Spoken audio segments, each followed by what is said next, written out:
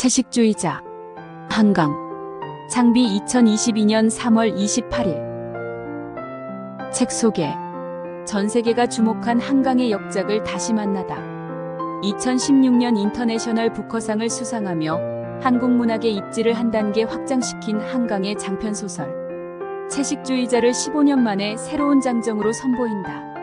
상처받은 영혼의 고통과 식물적 상상력의 강렬한 결합을 정교한 구성과 흡인력 있는 문체로 보여주는 이 작품은 섬뜩한 아름다움의 미학을 한강만의 방식으로 완성한 역작이다. 채식주의자는 어느 날부터 육식을 거부하며 가족들과 갈등을 빚기 시작하는 영애가 중심 인물로 등장하는 장편소설이다. 하지만 소설은 영애를 둘러싼 새 인물인 남편, 형부, 언니의 시선에서 서술되며 영애는 단 한 번도 주도적인 화자의 위치를 얻지 못한다. 가족의 이름으로 자행되는 가부장의 폭력 그리고 그 폭력에 저항하며 금식을 통해 동물성을 거서던지고 나무가 되고자 한 영애가 보여주는 식물적 상상력의 경지는 모든 세대, 독자를 아우르며 더 크나큰 공명을 이루어낼 것이다. 작가의 말. 이 책의 개정판이 출간된다는 소식을 듣고 가장 먼저 떠오른 것은 그해 가을과 겨울밤들의 감각이었다. 몸이 회복된다면 쓰고 싶은 소설들의 목록을 희망 없이 마음속으로 굴리던 밤들. 그때 채식주의자는 이미 3부로 구성된 장편소설이었고 지금과 같거나 거의 비슷한 제목들이 붙어 있었다. 그 후 3년이 흐른 뒤 첫머리를 쓰기 시작해 다시 이태 뒤에 완성할 수 있었다. 마지막에 나무 불꽃을 쓰면서 보통 3부작이라는 파일명을 붙였던 기억이 난다. 출간 후 15년의 시간이 세찬 물살처럼 흐르는 동안 고백하자면 이 책에 복잡한 감정을 품고 있었다. 세간의 관심도 오해도 뜨겁고 날카로워 혼자서 이 소설을 써가던 순간들의 진실과 동떨어진 것이 되어버린 듯 느낀 때도 있었다. 하지만 귀밑머리가 휘어지고 어느 때보다 머리가 맑은 지금 나에게는 이 소설을 껴안을 힘이 있다. 여전히 생생한 고통과 질문으로 가득 찬 이 책을 개정판을 만들어주신 분들께 새롭게 만나게 될 독자들께 고맙고 반가운 인사를 드린다.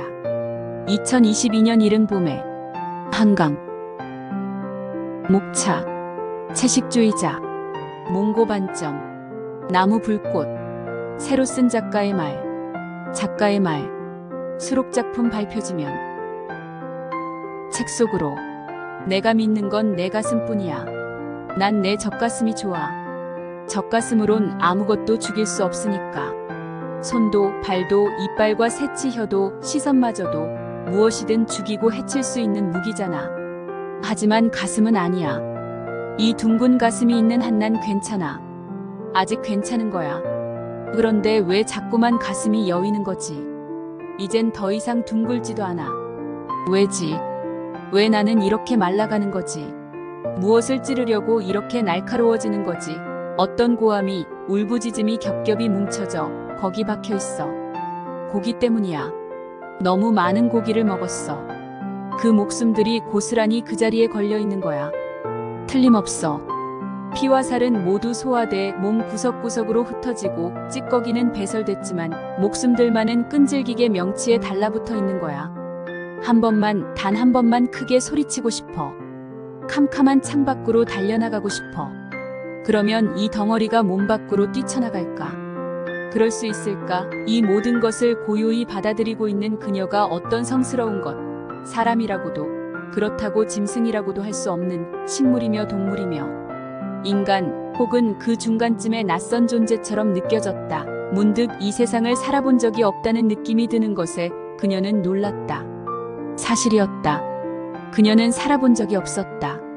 기억할 수 있는 오래전의 어린 시절부터 다만 견뎌왔을 뿐이었다. 그녀는 자신이 선량한 인간임을 믿었으며 그 믿음대로 누구에게도 피해를 주지 않았다. 성실했고 나름대로 성공했으며 언제까지나 그럴 것이었다. 그러나 이해할 수 없는 일이었다. 그 후락한 가건물과 웃자란 풀들 앞에서 그녀는 단 한 번도 살아본 적 없는 어린아이에 불과했다. 출판사 서평 폭력과 아름다움의 처절한 공존. 여전히 새롭게 읽히는 한강 소설의 힘. 채식주의자의 일부 채식주의자는 영의 남편인 나의 시선으로 서술된다. 어린 시절 자신의 다리를 뭉게를 죽이는 장면이 뇌리에 박힌 영애는 어느 날 꿈에 나타난 끔찍한 영상에 사로잡혀 육식을 멀리하기 시작한다. 영애의 행동을 이해할 수 없는 나는 처가 사람들을 동원해 영애를 말리고자 한다. 영애의 언니이네의 집들이에서 영애는 또 육식을 거부하고 이에 못마땅한 장인이 강제로 영애의 입에 고기를 넣으려 하자 영애는 그 자리에서 손목을 긋는다. 2부 몽고 반점은 이내의 남편이자 영애의 형부인 비디오 아티스트 나의 시선으로 진행된다. 아내 이내에게서 영애의 엉덩이에 아직도 몽고 반점이 남아있다는 이야기를 들은 나는 영애의 몸을 욕망하게 된다. 나는 영애를 찾아가 비디오 작품의 모델이 되어달라고 청한다. 나는 결국 자신의 몸에 꽃을 그려 영애와 교합한 뒤 비디오 작품을 촬영하고 다음날 벌거벗은 두 사람의 모습을 아내가 발견한다. 3부 나무 불꽃은 가족들 모두 등 돌린 영애의 병수발을 들어야 하는 이내의 시선으로 진행된다. 이내는 식음을 전폐하고 링거조차 받아들이지 않아 나뭇가지처럼 말라가는 영애를 만나고 영애는 자신이 이제 곧 나무가 될 거라고 말한다. 어린 시절 각인된 폭력의 기억 때문에 철저히 육식을 거부한 채로 나무가 되기를 꿈꾸는 영애는 폭력의 악순환을 끊고 다른 생명에게 어떠한 해도 끼치지 않는 무해한 존재를 꿈꾸는 것처럼 보인다. 인간 본질에 대해 쉼없이 질문하며 고통에 대해 천착해온 작가는 이번 개정판을 출간하며 고백하자면 이 책에 복잡한 감정을 품고 있었다. 하지만 귀밑머리가 휘어지고 어느 때보다 머리가 맑은 지금 나에게는 이 소설을 껴안을 힘이 있다. 여전히 생생한 고통과 질문으로 가득 찬 이 책을 새로 쓴 작가의 말이라고 밝히기도 했다.